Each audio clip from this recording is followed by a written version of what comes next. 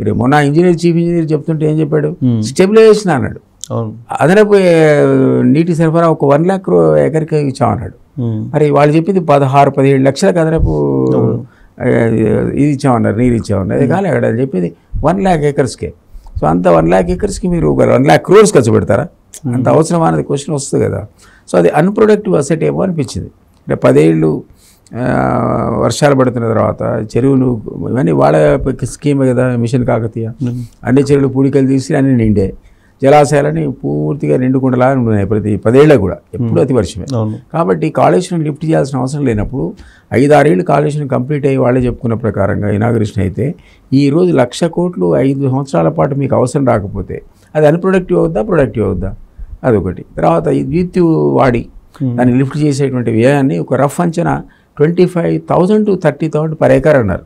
అంటే project cost కానీ రాబోయే రోజుల్లో మెయింటెనెన్స్ కాస్ట్ కానీ ఎలక్ట్రిసిటీ కానీ సుమారుగా 30,000 ఒక ఎకరానికి. 30,000 ఎకరం అసలు ఎవరికి వస్తుంది ఇక్కడ వ్యవసాయం చేస్తే? అది 3 రెట్లు వ్యవసాయం మానేసి ఇంట్లో పడుకుంటారు, ఎకరానికి 10,000 మీకు ఇస్తామంటే. సో అది కూడా ఒక రకంగా అనాలోచితంగా చేసినటువంటి ఇన్వెస్ట్మెంట్ ఏమనిపించింది 1,00,000 కోట్లు. ఇట్లా కొన్ని తప్పిదాలు చేశారు.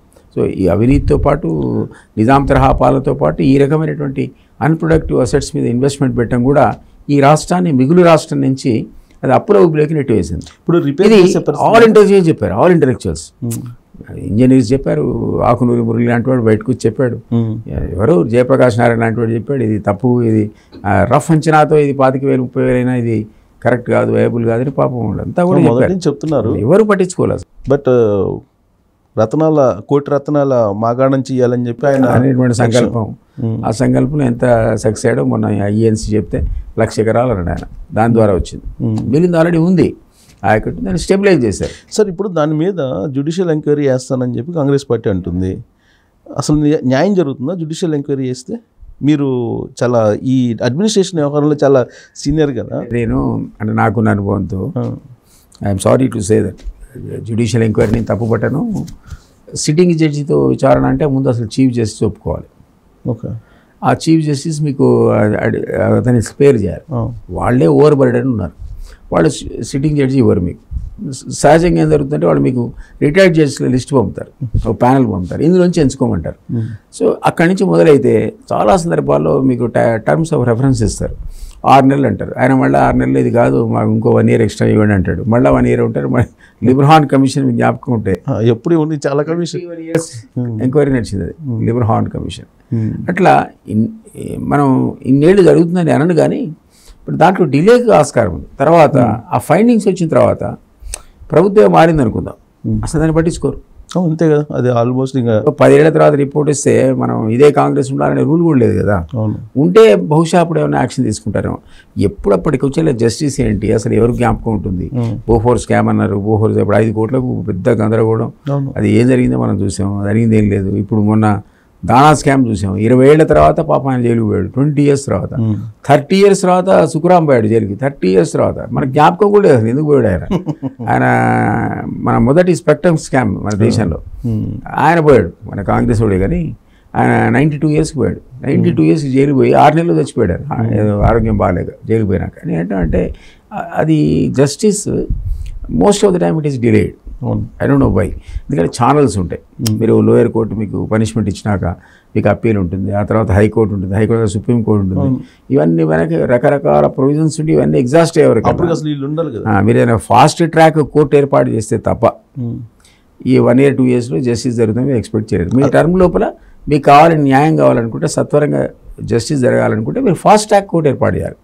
అది పెద్ద ఖర్చుతో కూడుకున్న పని, అది సాధ్యం కాదు సార్, అది సాధ్యం కాదు. మీరు అన్నట్టు ఇమీడియట్గా దాన్ని అసలు ఏం జరిగిందని చెప్పడానికి ప్రజలకి ఎలాంటి ఎంక్వైరీ చేయాలి? అది మామూలుగా మనం అఫీషియల్స్ కమిటీ వేస్తే ఇమ్మీడియట్గా నిజానిజాలు బయటకు వచ్చేస్తాయి.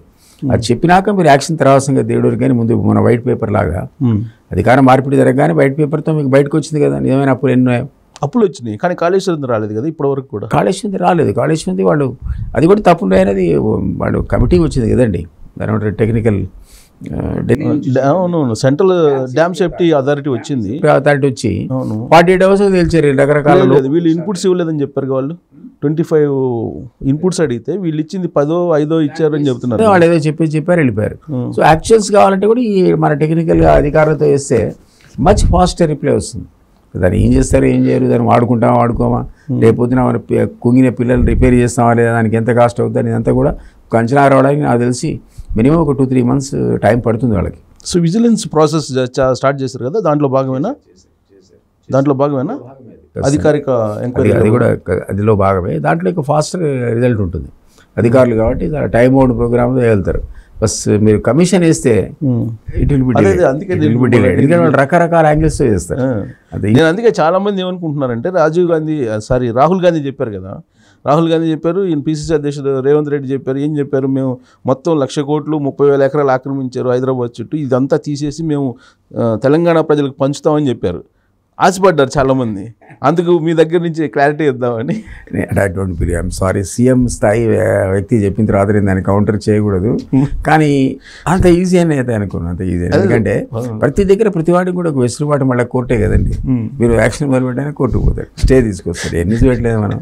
నరేంద్ర మోడీ కనుక బ్లాక్ మనీ తీసుకొస్తారు 2014 మొత్తం 15 లక్షలు వేస్తారు అన్నట్టుంది. సెకండ్ టర్మ్ అయిపోవచ్చింది, అకౌంట్లో మీకు 15 లక్షలు డిపాజిట్ చేస్తాను. ఎందుకే లేదు చెప్పండి. అదే సార్, ఇది కూడా తెలుసా ఎందుకే లేదు?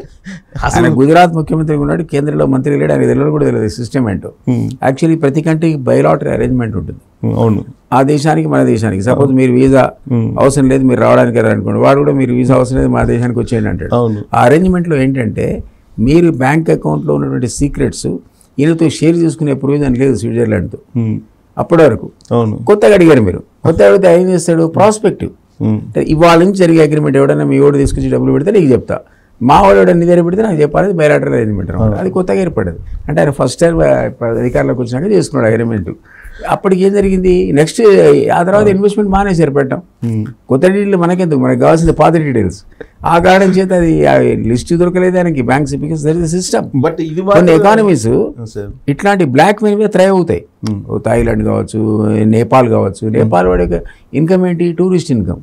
వాడి సోర్స్ అంతా గ్యాంబ్లింగ్ సోర్స్.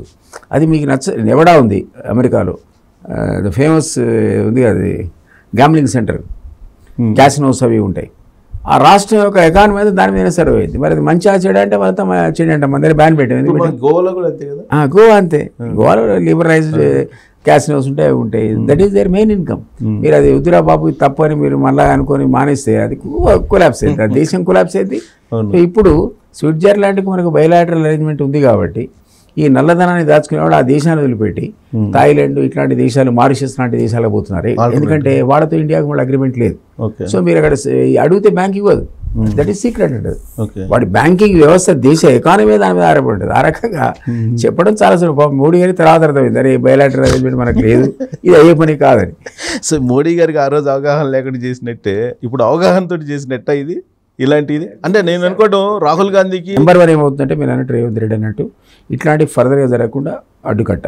నెంబర్ 2 అవకతవకలు జరిగిన తర్వాత వాస్తవాలు బయట తీయాలంటే మీకు ఎఫిషియెంట్ హానెస్ట్ అధికారులు ఉండాలి. ఆయన చేసిన మంచి పని ఏంటంటే ఫస్ట్ ఈ ముగ్గురు, అది ఎంత ఉంది వాల్యూ ఎక్కువ ఉన్నటువంటి భూములన్నీ సైబరాబాద్లో, రాచకొండలో, హైదరాబాద్లో. ఈ ముగ్గురు ఆఫీసర్స్ ఎవరు, ఒకడేమో సుధీర్ బాబు, శ్రీనివాస్ రెడ్డి, ఇంకోటేమో మొహంతి. ఈ ముగ్గురు సీఎం చెప్తే ఓడినారు. అట్లాంటి వాళ్ళు తెచ్చిపెట్టాడు. దాన్ని బట్టి సీఎం ఏదో చిత్తస్థితితో పనిచేస్తున్నాడు అనుకోవాల్సి వస్తుంది.